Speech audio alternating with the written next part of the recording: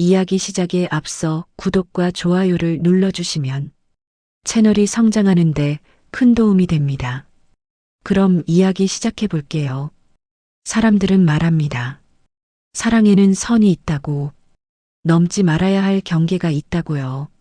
하지만 만약 그 선을 넘지 않으면 아무도 버텨낼 수 없는 시간이라면 그건 과연 죄일까요? 잠깐만요. 이 이야기를 듣기 전에 한 가지만 묻겠습니다. 당신이라면 혼자 죽어가는 사람을 외면할 수 있나요? 저는 올해 52입니다. 이혼하고 원룸에서 혼자 산 지 6년. 여자로서의 감정은 이미 오래전에 접어두었다고 생각했죠. 그런 제 삶이 단 한 통의 전화로 무너졌습니다. 엄마 준이가 암이래. 딸의 남편, 38살 사위. 의사는 말했습니다. 길어야 7개월입니다. 그날 병실에서 마주한 사위는 이미 반쪽이 되어 있었습니다. 토하고 떨고 밤마다 악몽에 깨어 울던 그 청년을 저는 그냥 두고 볼 수가 없었습니다. 처음엔 그저 간병이었습니다. 손을 잡아주고 등을 쓸어주고 책을 읽어주고 밤새 곁을 지켜주는 것뿐이었죠. 하지만 어느 순간 깨달았습니다. 이건 간병이 아니었습니다. 그는 저를 기다렸고 저는 그에게 필요한 사람이 되어 있었습니다. 그리고 절대 일어나선 안 될 감정이 조용히 아무 소리 없이 가슴속에서 자라나고 있었습니다. 장모와 사위, 15살 차이, 시한부 7개월. 이 사랑은 처음부터 끝이 정해져 있었습니다. 그럼에도 불구하고 우리는 묻지 않을 수 없었습니다. 이 감정이 정말 잘못된 걸까요? 지금부터 들려드릴 이야기는 허락받지 못했지만 분명 진심이었던 한여름의 기록입니다. 끝까지 함께 들어주세요. 이서연은 오후 3시가 되어서야 눈을 떴습니다. 창문 틈으로 들어온 햇살이 낡은 벽지를 비추고 있었어요. 먼지가 빗속에서 천천히 떠다녔습니다. 서연은 이불을 걷어차지 않고 조용히 몸을 일으켰어요. 관절이 뻐근했지만 소리내어 앓지는 않았습니다. 원룸은 좁았어요. 부엌과 침대 사이 거리가 3걸음이었습니다. 냉장고를 열면 작은 식탁 모서리에 부딪혔어요. 하지만 서연은 이 공간이 싫지 않았습니다. 정확히 말하면 익숙했어요. 6년 전 이혼하고 이사 온 뒤로 한 번도 이사를 생각해 본 적이 없었습니다. 이 나이에 뭘 더 바라겠어. 서연은 혼잣말을 하며 냉장고에서 우유를 꺼냈어요. 유통기한을 확인하는 습관은 편의점에서 일하며 생긴 거였습니다. 아직 이틀 남았네요. 우유를 한 모금 마시고 싱크대에 컵을 놓았습니다. 설거지는 나중에 해도 됐어요. 어차피 저녁 9시까지는 시간이 충분했으니까요. 샤워를 하고 나와 거울을 봤습니다. 52살 여자의 얼굴이 거기 있었어요. 눈가주름 처진 턱선, 희끗희끗한 흰머리. 서연은 표정 없이 빗질을 했습니다. 염색은 한 달에 한 번 미용실이 아니라 집에서 셀프로 했어요. 돈을 아끼려는 것도 있었지만 미용실에서 미용사와 나누는 가벼운 대화가 피곤했습니다. 손님, 요즘 어떻게 지내세요? 그냥요. 머리 스타일 바꿔볼까요? 괜찮아요. 그런 대화들이요. 친절한 척하는 게 아니라는 건 알았어요. 하지만 서연은 자신의 일상을 누군가에게 풀어놓고 싶지 않았습니다. 그냥 조용히 혼자 사는 게 편했어요. 오후 5시 서연은 집을 나섰습니다. 편의점까지는 걸어서 10분 거리였어요. 횡단보도를 건너고 골목을 지나면 오렌지색 간판이 보였습니다. 서연은 뒷문으로 들어가 유니폼으로 갈아입었어요. 초록색 조끼, 이름표, 이서연 대리님. 대리라는 호칭이 붙은 지 2년째였지만 월급은 여전히 최저 시급이었습니다. 서연 씨 오셨어요? 교대조 알바생이 반갑게 인사했어요. 20살 남짓한 대학생이었습니다. 서연은 고개를 끄덕이며 계산대로 갔어요. 오늘 손님 많았어요? 그냥 그랬어요. 담배 사러 오신 분들이랑 도시락 데우러 온 분들. 알겠어요. 수고했어요. 짧은 대화 후 알바생은 가방을 메고 나갔습니다. 편의점에는 서연 혼자 남았어요. 형광등 불빛 아래 냉장고 소리만 웅웅거렸습니다. 서연은 진열대를 정리하기 시작했어요. 과자 봉지를 앞으로 당기고 음료수 라벨을 정면으로 돌렸습니다. 손이 기계처럼 움직였어요. 밤 10시쯤 손님이 들어왔습니다. 중년 남자였어요. 맥주 4캔과 오징어를 집어왔습니다. 4,000원 드릴게요. 감사합니다. 남자는 비닐봉지를 받아들고 나갔어요. 서연은 돈을 정리하며 생각했습니다. 저 사람도 혼자 사는 걸까? 집에 돌아가면 맥주를 따서 TV를 켤까? 아니면 그냥 불 끄고 잘까? 별 의미 없는 상상이었어요. 하지만 밤에는 자꾸 이런 생각이 들었습니다. 자정이 넘자 손님이 뜸해졌어요. 서연은 유통기한 임박 스티커를 붙이며 시계를 봤습니다. 새벽 2시. 이제 4시간만 더 버티면 됐어요. 창밖으로 차 한 대가 지나갔습니다. 빨간 브레이크 등이 어둠 속에서 사라졌어요.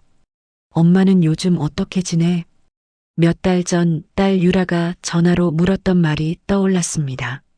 서연은 그때 이렇게 대답했어요. 그냥 잘 지내지. 너는? 나도 바빠. 요즘 일이 너무 많아서. 그래. 몸 챙겨. 응. 엄마도. 짧은 통화였어요. 유라는 결혼한 지 4년째였지만 자주 연락하지 않았습니다. 서연도 먼저 전화하지 않았어요. 딸이 잘 살고 있다는 것만 알면 됐습니다. 더 이상 부담 주고 싶지 않았어요. 새벽 6시 서연은 편의점 문을 잠그고 나왔습니다. 하늘이 희끗희끗 밝아지고 있었어요. 아침 출근길 사람들이 하나둘 거리에 나타났습니다. 서연은 그들 사이를 지나 집으로 돌아갔어요. 계단을 올라 현관문을 열었습니다. 원룸은 여전히 조용했어요. 신발을 벗고 침대에 누웠습니다. 천장을 보다가 눈을 감았어요. 오늘도 특별한 일은 없었습니다. 내일도 똑같을 거예요. 서연은 그렇게 생각하며 잠들려고 했습니다. 그런데 핸드폰이 울렸어요. 잠에 빠져들던 의식이 다시 떠올랐습니다. 서연은 침대 옆 테이블에서 핸드폰을 집어들었어요. 화면에 유라라는 이름이 떠 있었습니다. 새벽 6시 반. 딸이 이 시간에 전화하는 일은 없었어요. 여보세요? 전화 너머로 유라의 목소리가 들렸습니다. 떨리고 있었어요. 엄마, 왜 그래? 엄마, 지금 병원인데. 서연은 상체를 일으켰습니다. 가슴이 두근거렸어요. 무슨 일인데? 하준이가 암이래. 순간 세상이 멈춘 것 같았습니다. 서연은 아무 말도 할 수 없었어요. 유라의 흐느끼는 소리만 들렸습니다. 폐암 말기래. 의사가 7개월이래, 엄마. 서연의 손에서 핸드폰이 미끄러질 뻔했어요. 정하준, 38살. 딸의 남편. 항상 밝게 웃던 사위. 명절 때마다 어머님 건강하시죠? 하고 인사하던 그 남자. 엄마, 나 어떡해.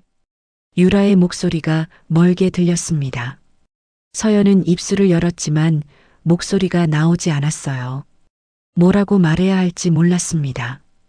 위로가 되는 말 같은 건 평생 해본 적이 없었거든요. 유라야, 지금 어디야? 서울대병원이야. 엄마, 나 무서워. 알았어. 조금만 기다려. 엄마가 갈게. 전화를 끊고 서연은 침대에서 일어났습니다.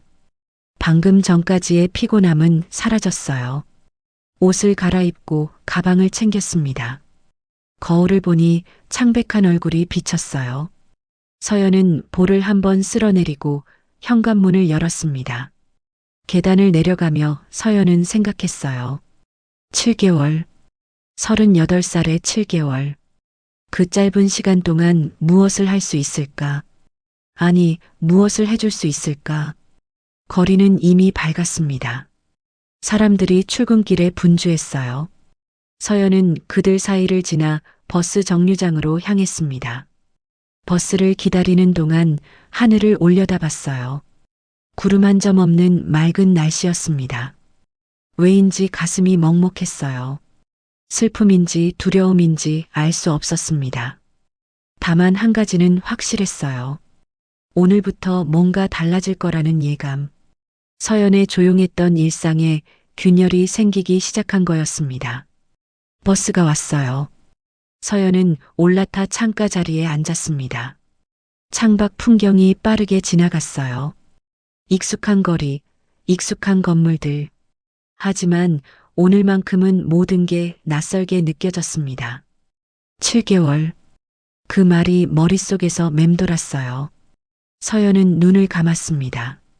병원으로 가는 길은 아직 멀었어요.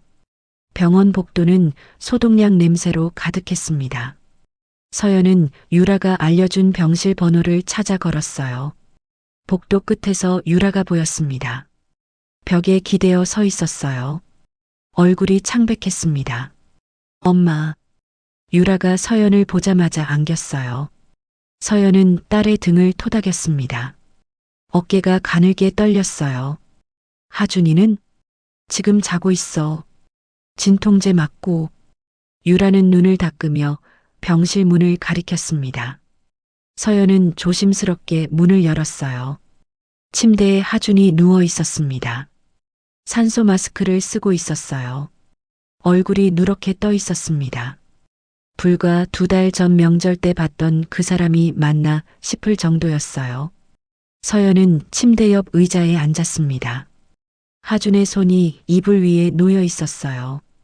핏줄이 도드라진 손이었습니다. 서연은 그 손을 보다가 시선을 돌렸어요. 의사 선생님이 뭐래? 복도로 나온 서연이 물었습니다. 유라는 손으로 얼굴을 감쌌어요. 이미 전이가 많이 됐대. 항암 치료해도 시간을 조금 늦출 뿐이래. 그럼 치료는 하는 거야? 응. 다음 주부터. 근데 엄마.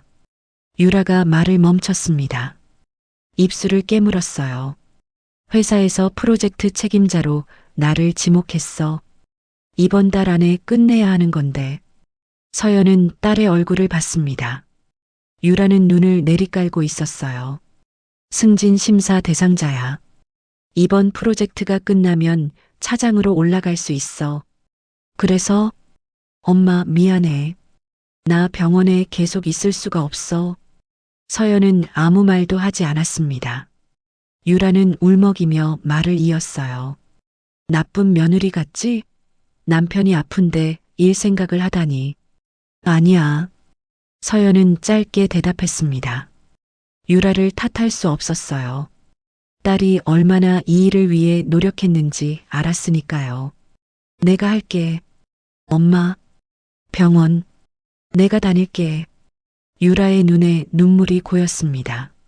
서연은 딸의 어깨를 가볍게 두드렸어요. 엄마는 시간 있잖아. 편의점은 다른 사람한테 부탁하면 돼. 엄마 고마워. 정말. 됐어. 들어가 봐. 유라는 병실로 돌아갔습니다. 서연은 복도 창문으로 다가갔어요. 밖에는 봄볕이 내리쬐고 있었습니다. 서연은 창틀에 손을 짚었어요. 차가웠습니다. 다음 주부터 서연의 일상이 바뀌었습니다. 오전 10시에 병원에 도착해서 오후 6시까지 병실에 있었어요. 편의점은 주인에게 사정을 이야기하고 주말 야간으로만 출근하기로 했습니다. 월급은 반으로 줄었지만 어쩔 수 없었어요. 처음 일주일은 어색했습니다. 하주는 서연을 보면 미안해했어요. 어머님, 쟤 때문에. 괜찮아요. 할 일 없었어요. 죄송해요. 유라도 못 오고, 유라는 일 때문에 바빠요. 신경 쓰지 마세요. 대화는 거기서 끝났습니다. 서연은 하준이 먹을 죽을 데우고 물을 따라 주었어요. 하준은 고개를 숙이며 감사하다고 말했습니다. 서연은 대답 대신 고개를 끄덕였어요. 항암 치료가 시작됐습니다. 하준은 치료를 받고 돌아올 때마다 더 야위었어요. 머리카락이 빠지기 시작했습니다. 어느 날 하준은 거울을 보다가 손으로 머리를 쓸어내렸어요. 손바닥에 머리카락 몇 가닥이 남았습니다. 다 빠지겠네요. 하준이 쓸쓸하게 웃었어요. 서연은 휴지를 건넸습니다. 괜찮아요. 치료 끝나면 다시 자라요. 그럴까요? 하준의 목소리가 떨렸습니다. 서연은 대답하지 않았어요. 거짓말하고 싶지 않았거든요. 2주째 되던 날 하준이 화장실에서 토했습니다. 서연은 등을 쓸어주었어요. 하준은 변기에 엎드려 한참을 움직이지 못했습니다. 죄송해요. 더러워서. 괜찮아요. 다 닦을게요. 서연은 걸레로 바닥을 닦았습니다. 토사물 냄새가 코를 찔렀지만 표정을 바꾸지 않았어요. 하준을 부축해 침대에 눕히고 이불을 덮어주었습니다. 어머님. 네. 제가 너무 짐이죠? 하준이 천장을 보며 물었어요. 서연은 의자에 앉았습니다. 아니에요. 거짓말. 제가 봐도 제가 짐인데. 하준의 눈에서 눈물이 흘렀어요. 서연은 휴지를 꺼내 건넸습니다. 하준은 받지 않았어요. 38이에요. 이제 겨우 과장됐어요. 유라랑 아이도 가지려고 했는데 목소리가 잠겼습니다. 하준은 팔로 얼굴을 가렸어요.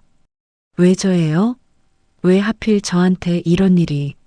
서연은 입을 열었다가 다물었습니다. 뭐라고 위로해야 할지 몰랐어요.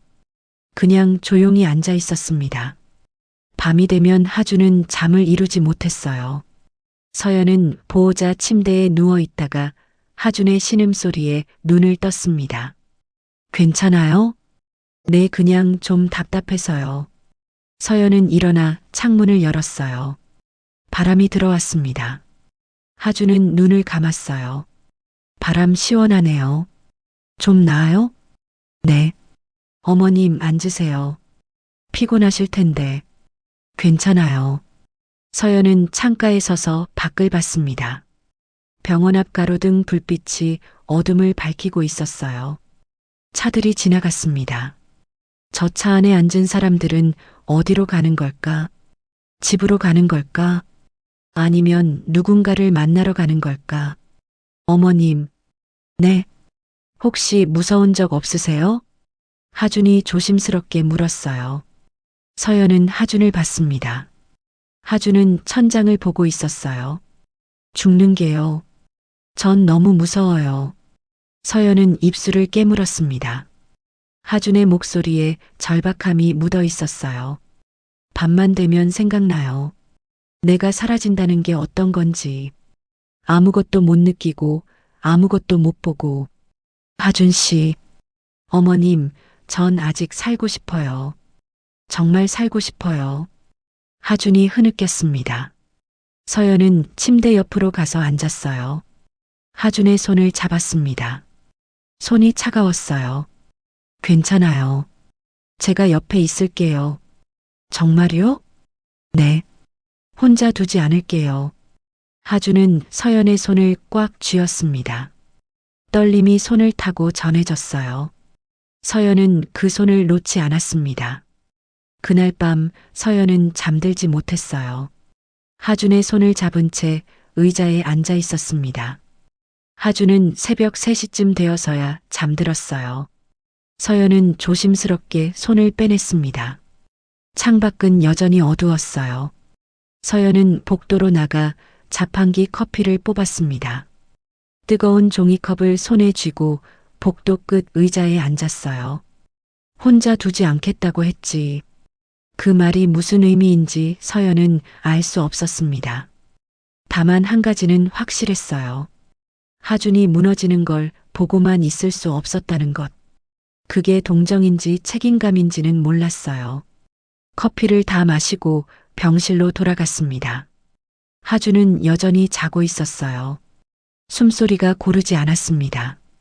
서연은 보호자 침대에 누웠어요. 천장을 보다가 눈을 감았습니다. 7개월. 그 시간을 어떻게 채워야 할까? 서연은 답을 찾을 수 없었어요. 사흘 뒤 유라가 병원에 왔습니다. 퇴근 후였어요. 유라는 하준의 손을 잡고 미안하다고 말했습니다. 너무 바빠서. 미안해. 괜찮아. 어머님이 잘 챙겨주셔. 하준이 웃으며 대답했어요. 유라는 서연을 봤습니다. 엄마, 정말 고마워. 됐어. 밥은 먹고 왔어? 응. 회사에서.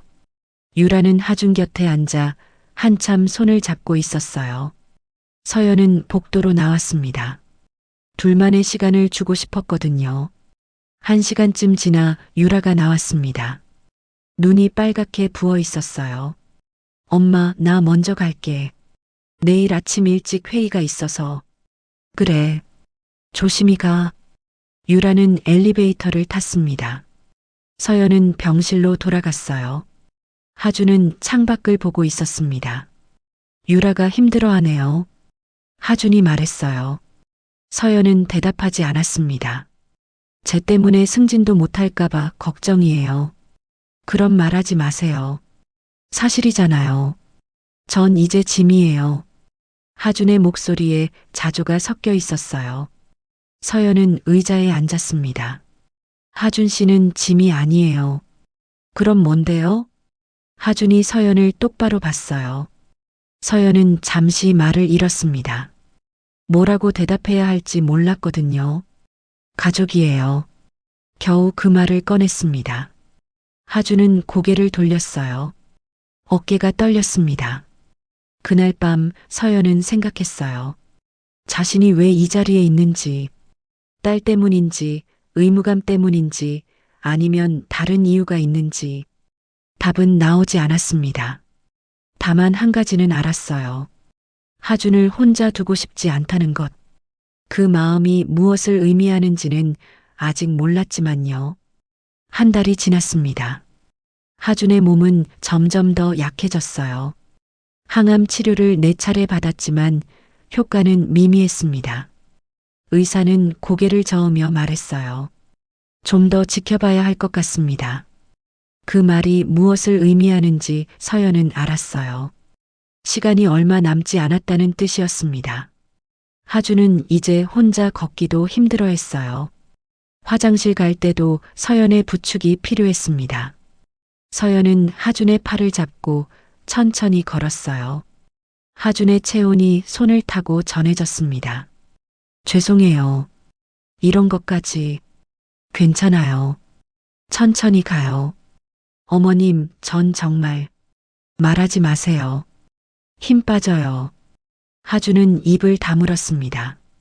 화장실 문 앞에서 서연은 하준을 놓았어요. 혼자 할 수 있어요? 네. 괜찮아요. 하준이 문을 닫았습니다. 서연은 복도에서 기다렸어요.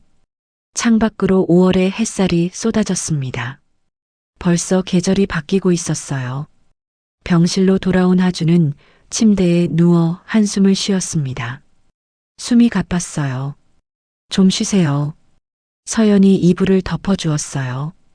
하준은 눈을 감았습니다. 어머님. 네.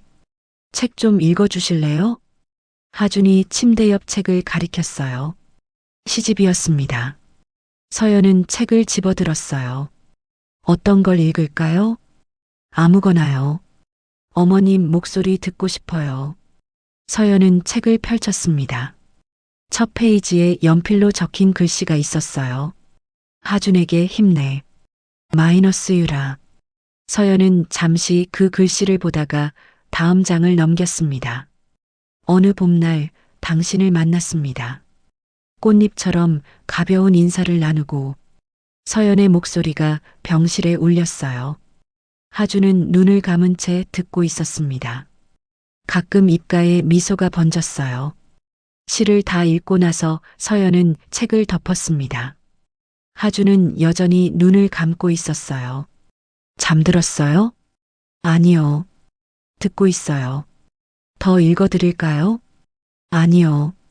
충분해요. 고마워요. 하준이 눈을 떴습니다. 서연을 똑바로 봤어요. 어머님, 전 운이 좋은 것 같아요. 갑자기 왜요? 어머님을 만나서요. 서연은 책을 내려놓았습니다. 무슨 말을 해야 할지 몰랐어요. 처음엔 미안했어요. 어머님한테 짐이 되는 것 같아서. 근데 요즘은 어머님이 오는 시간만 기다리게 돼요. 하준의 목소리가 떨렸습니다. 서연은 시선을 돌렸어요. 당연한 거예요. 제가 해야 할 일이니까요. 아니에요. 당연한 게 아니에요. 하준이 손을 뻗었어요. 서연의 손을 잡았습니다. 어머님이 아니었으면 전 진작 포기했을 거예요. 밤마다 악몽에서 깨어나도 토해도 어머님이 옆에 있어 주셔서 버틸 수 있었어요. 서연은 하준의 손을 보았습니다.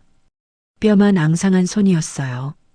그 손을 잡고 있으니 가슴 한구석이 아팠습니다. 하준 씨. 네. 너무 의지하지 마세요. 왜요? 전 그렇게 대단한 사람 아니에요. 서연은 손을 빼냈습니다. 하준은 서운한 표정을 지었어요. 어머님은 충분히 대단해요. 그만해요. 서연의 목소리가 날카로웠습니다. 하준은 놀라 입을 다물었어요. 서연은 자리에서 일어났습니다. 잠깐 바람 쐬고 올게요. 서연은 병실을 나갔어요. 복도를 지나 옥상으로 향했습니다. 옥상 문을 열자 바람이 얼굴을 스쳤어요. 서연은 난간에 기댔습니다. 무슨 짓을 하는 거야? 스스로에게 물었어요. 왜 하준의 말에 흔들리는지 알 수 없었습니다. 그냥 사위를 돌보는 것뿐이었어요. 딸을 위해서, 가족을 위해서. 그런데 왜 자꾸 마음이 복잡해지는 걸까? 서연은 담배를 피우고 싶었어요. 10년 전에 끊었지만 이럴 때면 생각났습니다. 손이 떨렸어요. 서연은 주머니에 손을 넣고 하늘을 올려다봤습니다. 1시간쯤 지나 병실로 돌아갔어요. 하준은 잠들어 있었습니다. 서연은 조용히 의자에 앉았어요. 하준의 얼굴을 봤습니다. 편안해 보였어요.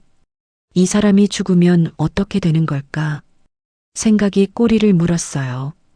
유라는 어떻게 될까? 장례는 어떻게 치를까? 그 후에는 서연은 고개를 저었습니다. 생각하고 싶지 않았어요. 다음 날 의사가 하준을 불렀습니다. 검사 결과가 나왔다고 했어요. 서연은 하준을 휠체어에 태우고 진료실로 갔습니다. 앉으세요. 의사가 말했어요. 서연은 하준 옆에 앉았습니다. 의사는 컴퓨터 화면을 보며 말했어요. 솔직히 말씀드리겠습니다. 상태가 좋지 않습니다. 얼마나요? 하준이 물었어요. 목소리가 떨렸습니다. 항암 치료 효과가 거의 없습니다. 암이 더 퍼졌어요. 그럼 길어야 석 달입니다. 진료실이 조용해졌어요. 시계 초침 소리만 들렸습니다. 하준은 아무 말도 하지 않았어요. 서연은 하준을 봤습니다. 하준의 손이 떨리고 있었어요. 치료는 계속 받으시는 게 좋습니다. 통증 완화에 도움이 됩니다. 알겠습니다. 서연이 대답했어요. 의사는 처방전을 건넸습니다. 병실로 돌아오는 길 하준은 한마디도 하지 않았어요. 엘리베이터 안에서, 복도에서, 병실 문을 열 때도 서연은 하준을 침대에 눕혔습니다. 좀 쉬세요. 어머님. 하준이 천장을 보며 말했어요. 석 달이래요. 들었어요. 전 이제 끝이에요. 하준 씨, 38배 죽는 거예요. 아무것도 못 해보고. 하준의 목소리가 잠겼습니다. 눈에서 눈물이 흘렀어요. 아이도 못 가져봤어요. 집도 못 사줬어요.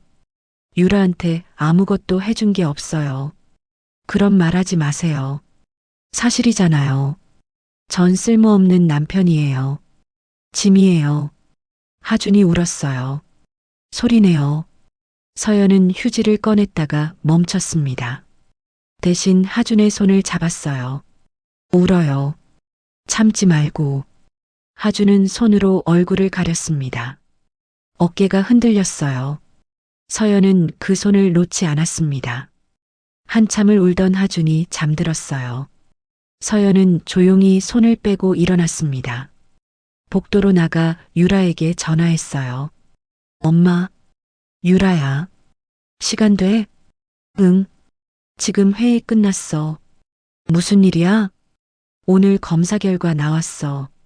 전화 너머로 유라의 숨소리가 들렸습니다. 어떻게? 석 달이래. 뭐? 의사가 그래. 길어야 석 달. 유라가 흐느꼈어요. 서연은 핸드폰을 꽉 쥐었습니다. 엄마, 나 어떡해. 나. 울지 마. 하준이 들어. 엄마, 미안해. 나 정말. 괜찮아. 진정해. 나 오늘 못 가. 내일 갈게. 그래. 천천히 와. 전화를 끊고 서연은 벽에 기댔어요. 다리에 힘이 풀렸습니다. 석 달. 이제 정말 얼마 남지 않았어요. 일주일 후 하준의 상태가 더 나빠졌습니다. 통증이 심해져서 진통제를 자주 맞아야 했어요. 서연은 밤낮 없이 병실을 지켰습니다. 편의점도 그만뒀어요. 월세는 저축한 돈으로 버텼습니다. 어느 날 오후 하준이 말했어요. 어머님, 바다 보러 가고 싶어요. 바다요? 네. 죽기 전에 한 번만 더 보고 싶어요. 서연은 의사에게 물었습니다. 의사는 고개를 저었어요. 권하지 않습니다. 상태가 안 좋아서요. 하지만 하준의 눈빛을 보니 거절할 수 없었어요. 서연은 유라에게 연락했습니다. 엄마, 위험하지 않아? 의사는 반대했어. 근데 하준이가 너무 가고 싶어 해. 알았어. 내가 휠체어 구할게. 다음 날 셋은 차를 타고 바다로 향했어요. 유라가 운전했습니다. 뒷자리에 서연과 하준이 앉았어요. 하준은 창밖을 보며 조용히 웃었습니다. 오랜만에 밖에 나오니까 좋네요. 힘들지 않아요? 괜찮아요. 이 정도는.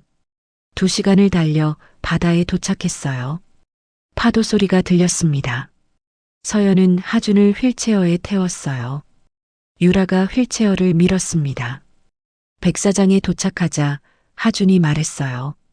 여기 좋네요. 조금만 쉬었다 가자. 유라가 말했어요. 하준은 고개를 끄덕였습니다. 세 사람은 파도를 바라봤어요. 햇살이 바다를 반짝이게 만들었습니다. 갈매기가 울었어요. 유라야. 응? 미안해.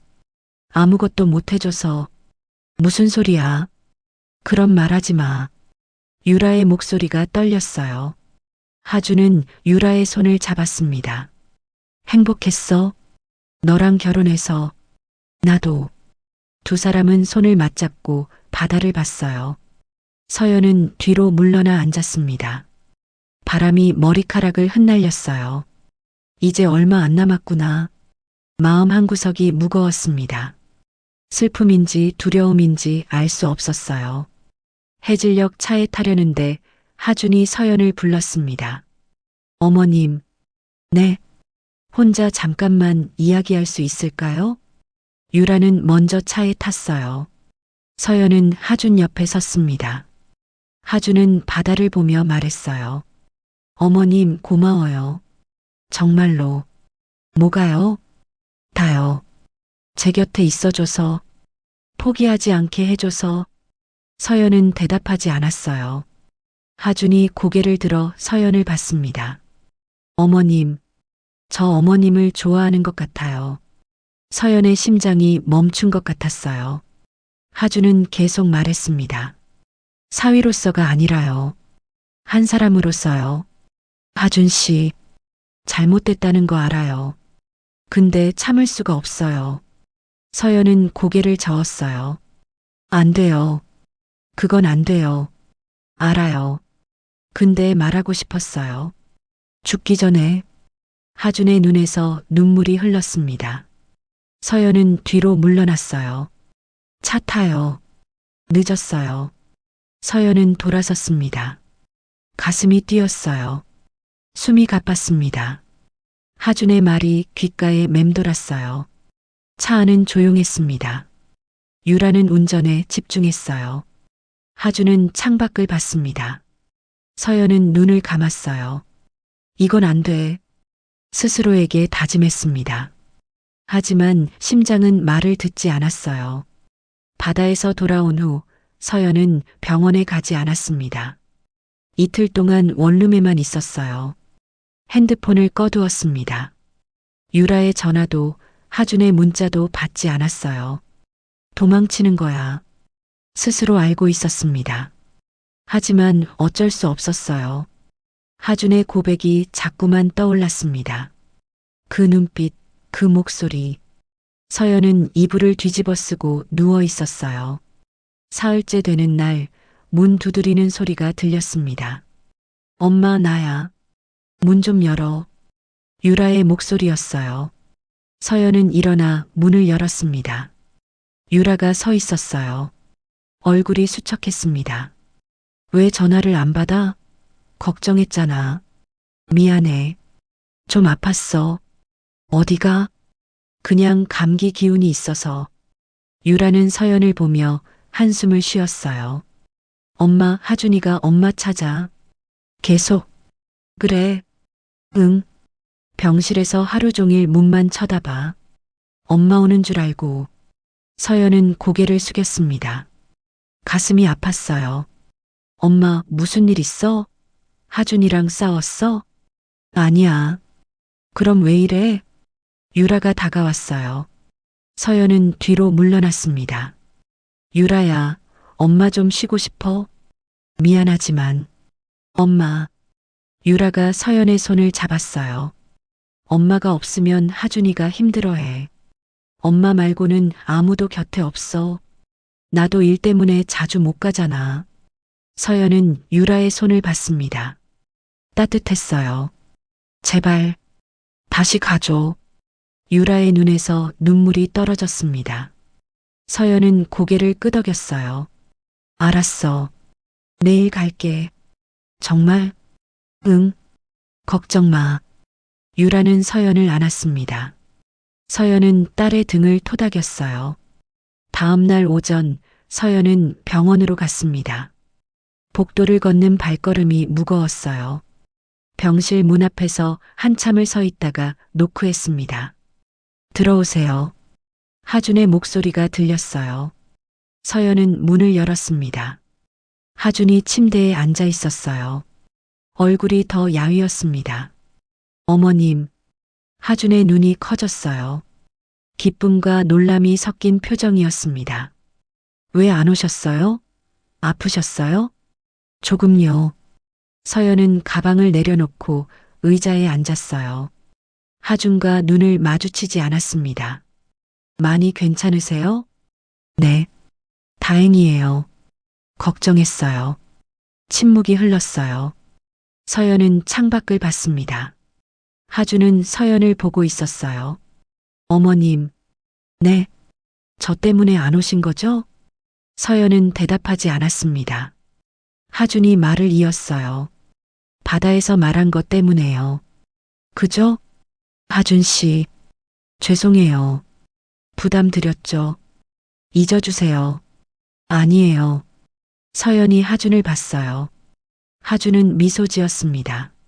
쓸쓸한 미소였어요. 괜찮아요. 제가 잘못했어요. 그냥 말하고 싶었을 뿐이에요. 하준 씨.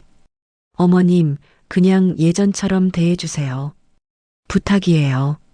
서연은 입술을 깨물었습니다. 하준의 눈빛이 간절했어요. 알겠어요. 정말요? 네. 잊을게요. 하준은 고개를 끄덕였어요. 하지만 눈가가 붉어졌습니다. 그날부터 서연은 다시 병실을 지켰습니다. 하준에게 죽을 떠먹이고 책을 읽어주고 밤에 악몽 꿀 때 손을 잡아주었어요. 예전과 똑같았습니다. 하지만 뭔가 달랐어요. 하준은 서연을 볼 때마다 조심스러웠습니다. 말을 건넬 때도 손을 잡을 때도 마치 깨질까봐 조심하는 것처럼요. 어머님, 물 좀 주실래요? 네. 잠깐만요. 서연이 물을 따라 주었어요. 하준은 받아 마셨습니다. 고맙습니다. 괜찮아요. 짧은 대화들이 이어졌어요.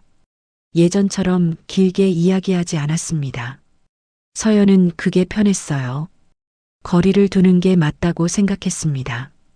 하지만 밤이 되면 달랐어요. 하준은 잠들지 못하고 뒤척였습니다. 진통제를 맞아도 통증이 가시지 않았어요. 서연은 일어나 하준 옆에 앉았습니다. 많이 아파요? 괜찮아요. 참을 만해요. 거짓말. 서연은 하준의 손을 잡았어요. 하준은 놀라 서연을 봤습니다. 잠들 때까지 잡고 있을게요. 어머님, 말하지 말고 눈 감아요. 하준은 눈을 감았어요. 서연은 조용히 앉아 손을 잡고 있었습니다. 하준의 손이 떨렸어요. 서연은 다른 손으로 그 손을 감쌌습니다. 1시간쯤 지나 하준이 잠들었어요. 서연은 조심스럽게 손을 빼려 했습니다. 그런데 하준이 손을 꽉 쥐었어요. 놓지 마세요. 잠든 줄 알았어요. 못 자요. 어머님이 가실까봐. 안 가요. 여기 있어요. 정말요? 네. 하준은 눈을 떴어요. 서연을 봤습니다. 어머님, 전 정말 행복했어요. 어머님 만나서. 하준 씨. 아니, 들어주세요. 이번만요. 하준의 목소리가 떨렸습니다. 서연은 고개를 끄덕였어요. 전 평생 이렇게 누군가한테 소중한 사람이었던 적이 없어요. 부모님은 일찍 돌아가셨고 친구도 많지 않았어요. 유라를 만나고 나서야 처음으로 필요한 사람이 됐죠. 하준이 말을 멈췄어요. 숨을 고르고 다시 말했습니다. 근데 아프고 나서 전 또 쓸모 없어졌어요. 유라한테도 회사한테도 그냥 짐이 됐어요. 아니에요. 맞아요. 근데 어머님은 달랐어요. 저를 짐으로 보지 않으셨어요. 그냥 사람으로 봐주셨어요. 하준의 눈에서 눈물이 흘렀어요. 그게 얼마나 고마운지 몰라요. 전 그래서 어머님을 좋아하게 됐어요. 하준 씨, 미안해요. 또 이런 말 하네요. 근데 참을 수가 없어요. 하준이 서연의 손을 이마에 갖다 댔어요. 저한테 시간이 없어요. 1달도 채 안 남았을 거예요. 그러니까 제발 이 마음만은 받아주세요. 서연은 손을 떼려 했어요. 하지만 하준이 놓지 않았습니다. 어머님도 알잖아요. 저한테 어머님이 어떤 사람인지. 제발 모른 척하지 마세요. 하준 씨, 이건 잘못된 거 알아요. 근데 전 죽어요. 곧 죽는다고요. 하준의 목소리가 커졌어요. 서연은 놀라 주의를 받습니다. 소리 내지 마요. 싫어요. 어머님이 대답 안 하면 계속 말할 거예요. 하준 씨, 어머님도 저 좋아하잖아요. 왜 인정 안 해요? 서연은 입을 다물었어요. 하준이 말했습니다. 손 잡을 때, 책 읽어줄 때, 밤에 깨우지 않으려고 조심할 때 다 느껴요. 어머님 마음. 서연의 눈에서 눈물이 떨어졌습니다. 하준은 서연의 손을 꽉 쥐었어요. 어머님, 저 좋아해 주세요. 단 한 번만이라도.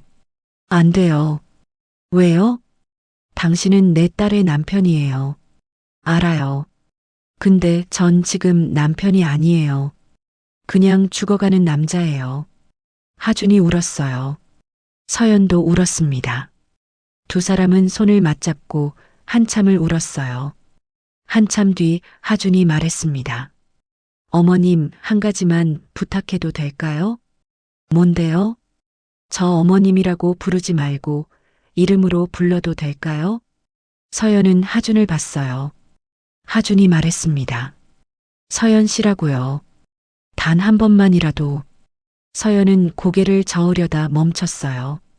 하준의 눈빛이 너무 간절했습니다. 한 번만이에요. 정말요? 네. 하준은 미소 지었어요. 그리고 조용히 말했습니다. 서연 씨. 그 목소리에 서연의 가슴이 뛰었어요. 하준이 다시 말했습니다. 서연 씨, 고맙습니다. 당신을 만나서 정말 행복했어요. 서연은 대답하지 못했어요.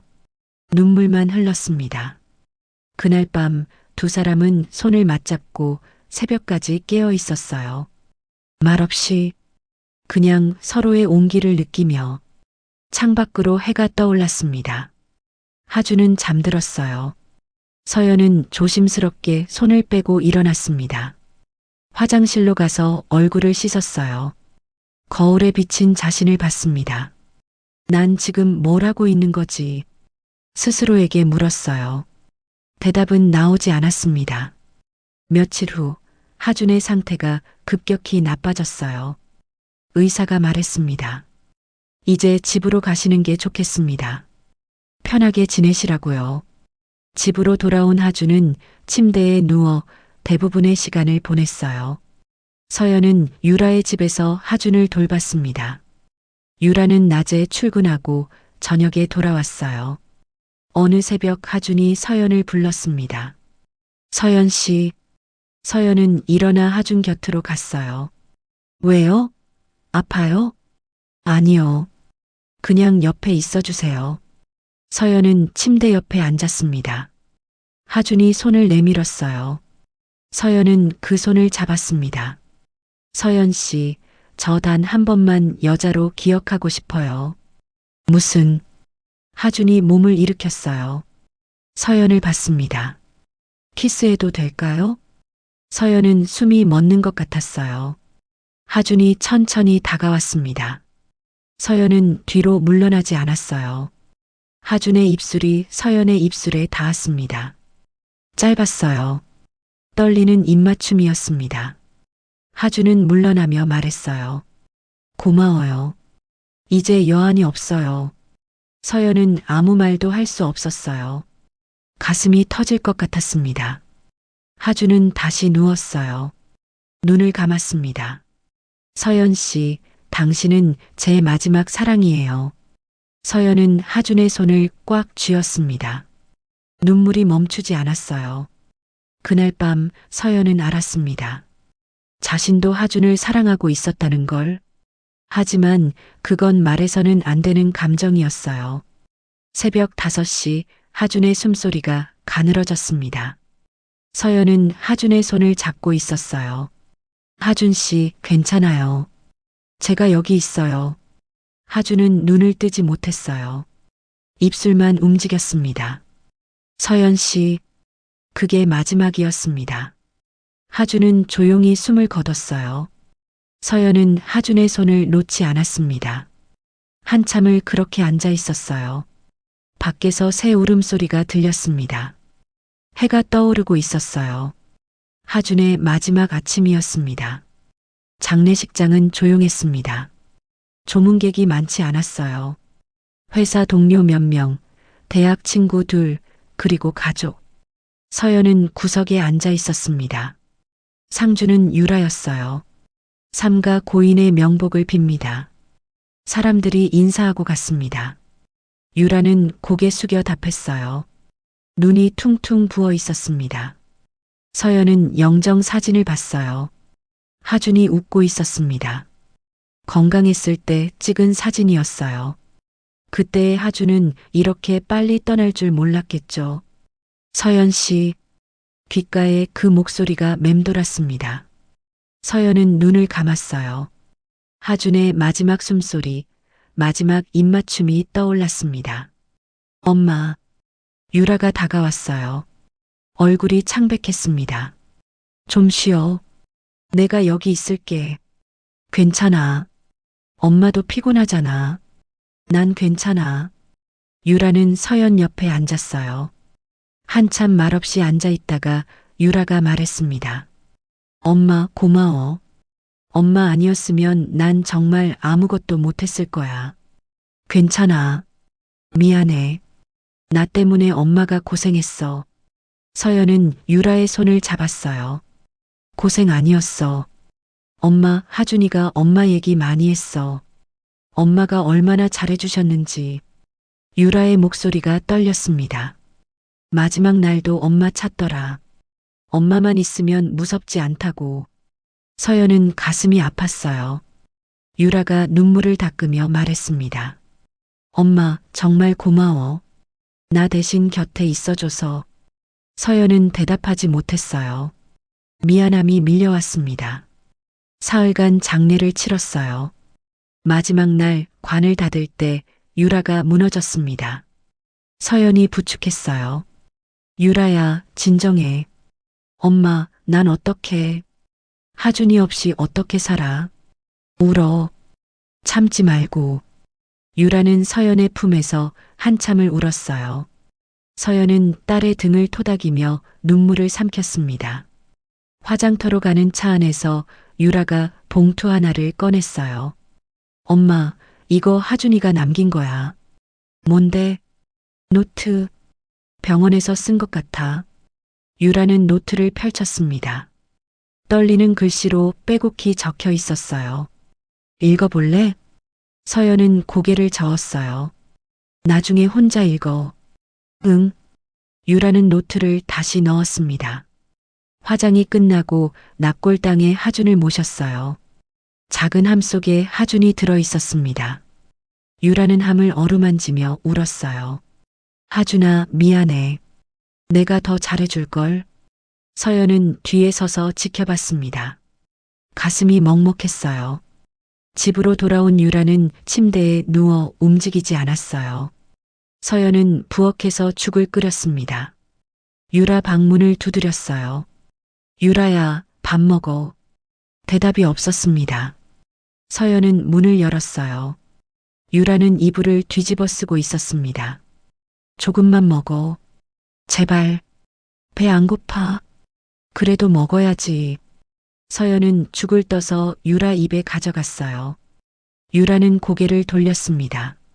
엄마, 나 좀 혼자 있고 싶어. 알았어. 부엌에 놔둘게. 나중에라도 먹어. 서연은 죽을 놓고 나왔어요. 일주일이 지났습니다. 유라는 회사에 복직하지 않았어요. 집에만 있었습니다.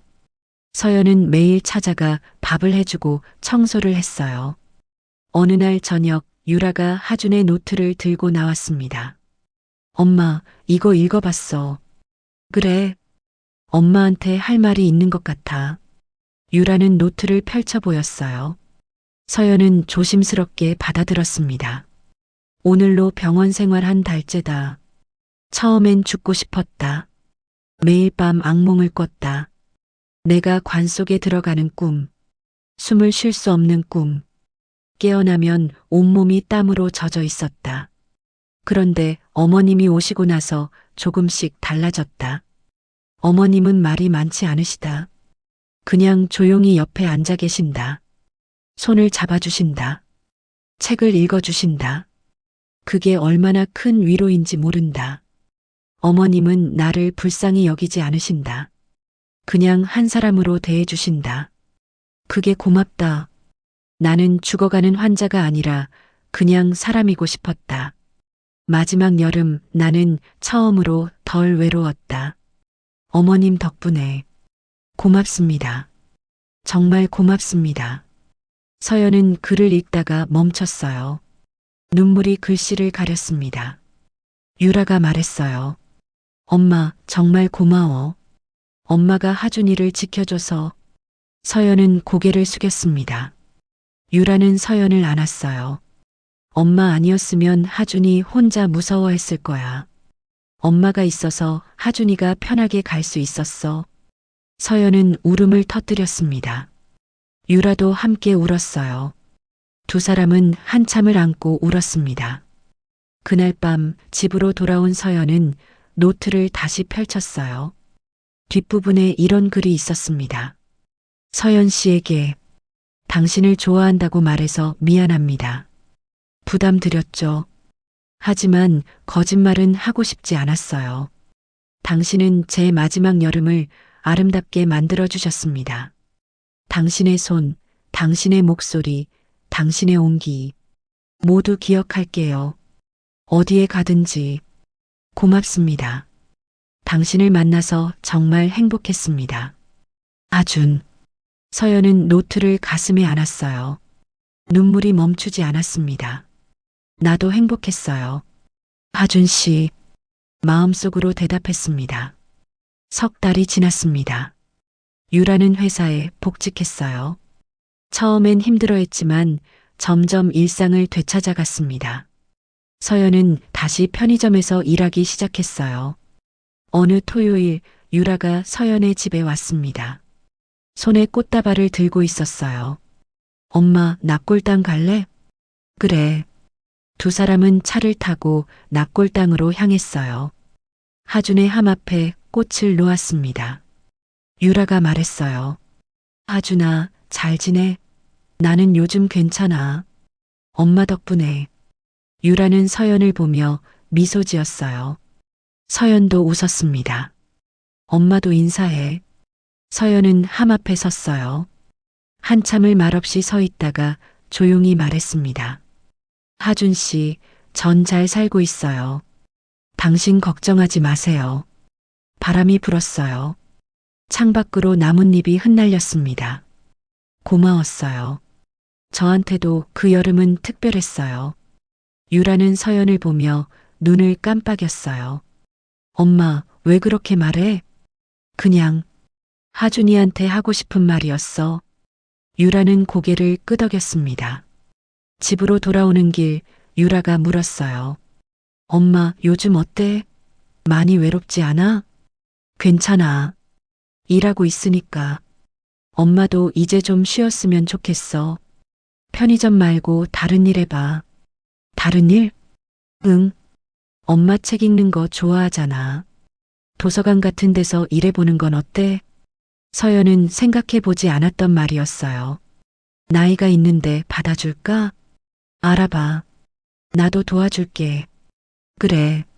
생각해볼게. 유라는 서연의 손을 잡았어요. 엄마 인생도 중요해. 나 때문에, 하준이 때문에 희생만 하지 말고. 희생 아니었어. 알아. 근데 이제는 엄마를 위해 살아. 약속해. 서연은 유라를 봤어요. 딸이 이렇게 컸구나 싶었습니다. 알았어. 약속할게. 한 달 후 서연은 동네 작은 도서관에서 일하게 됐어요. 책을 정리하고 대출 업무를 보는 일이었습니다. 월급은 편의점보다 적었지만 마음이 편했어요. 도서관에는 책 냄새가 났어요. 서연은 그 냄새가 좋았습니다. 조용한 공간에서 책을 만지는 일이 위로가 됐어요. 어느 날 오후 손님 한 명이 들어왔습니다. 중년 남자였어요.